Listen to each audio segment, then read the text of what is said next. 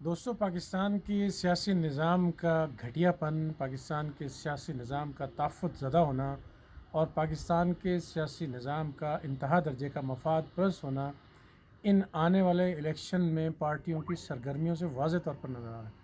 لیکن صد افسوس کہ 76 سال کی پاکستان کی تاریخ میں ہم آج تک، ہمارے بزرگ بھی، ہماری اگلی نسلیں بھی آج تک یہ نہیں سیکھ سکے کہ یہ کروڑوں اربوں روپے کے الیکشنز پہ انویسٹ کرنے والی پارٹیاں اور ان کے نمائندگان ایوان زیریں اور ایوان بالا میں جا کے سوائے جھک مارنے کے، سوائے اپنے بزنسز کو بڑھاوا دینے کے آپ کی کوئی فکر نہیں کریں گے۔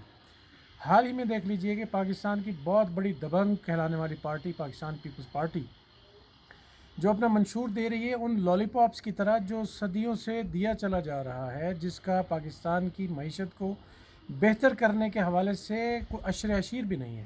یعنی وہی لالی پاپ کے نوجوانوں کو روزگار کاٹ دیں گے۔ پہلے اربوں خربوں روپیہ پاکستان کا بے نظیر انکم سپورٹ پروگرام کے نام پر برباد کر کے بیکاری بھوکے ننگے پیدا کیے جا رہے ہیں۔ دوسرا لالی پاپ کہ ہم اتنے یونٹس بجلی کے فری دیں گے، ہمارے باپ سے، ہماری جیبوں سے وہ پیسہ نکلنا ہے، وہ اربوں خربوں روپیہ جو بجلی کی سبسڈی دی جائے گی وہ آپ کو ٹیکسز کی مد میں آپ کو دینا پڑے گا، قوم کو پھر بھکاری۔ اسی طرح کہ جی اتنے گھر بنا دیں گے، پاکستان کا بنیادی انفراسٹرکچر آپ دے نہیں سکے، پاکستان کے بنیادی انفراسٹرکچر میں سوشل سیکیورٹی نہیں دے سکے، مواصلات کا نظام نہیں دے سکے، تعلیم نہیں دے سکے۔ آپ کے ہسپتال ڈیلیور کرنے سے پورے پاکستان کے ہسپتال آ رہی ہے۔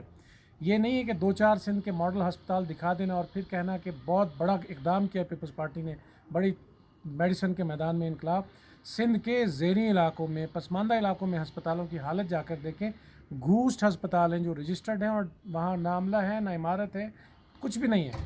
یہی حال دوسری مسلم لیگ نون کا ہے، جو الیکشن میں منشور دینے کی بجائے صرف یہ ڈھکونسلا لگا رہے ہیں، یہ ڈھنڈورا پیٹ رہے ہیں کہ ہم کام کر رہے تھے، ہمیں نکال دیا گیا تھا، دیکھیں حق سچ کی پھر فتح ہوگی، پھر ہمیں آنے دیں، کیسے موٹر ویز بنتے ہیں۔ یعنی وہی ڈھکونسلے، وہی لالی پاپ۔ تیسری جماعت پاکستان تحریک انصاف، جس کو رونے کے علاوہ اور یہ کہ ہمارے اتنے بندے دھر لیے، اتنے بندے پکڑ لیے، ہمارے ساتھ یہ ہو گیا، ہمارے ساتھ وہ ہو گیا۔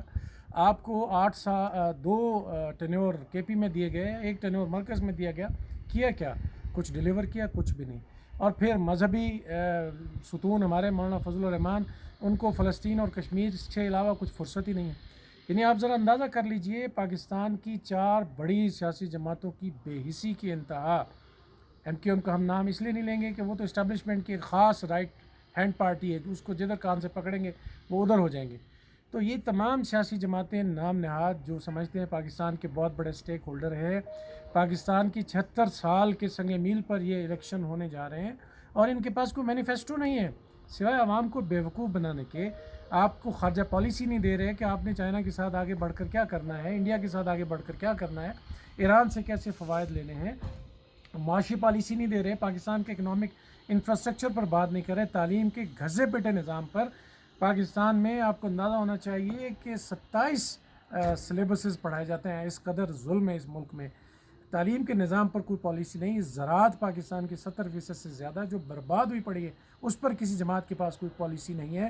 پاکستان میں دہشت گردی کی ہولناکیاں پھیلتی جا رہی ہیں، اس کو کیٹر فار کرنے کے لیے کسی کے پاس کوئی پروگرام نہیں ہے۔ صرف وہی گھسے پٹے لالی پاپ کے نوجوانوں کو وظیفے دے دیں گے، لیپ ٹاپ دے دیں گے اور جناب ان کو لائنوں میں لگا کر بھوکا ننگا بیکاری بنائیں گے۔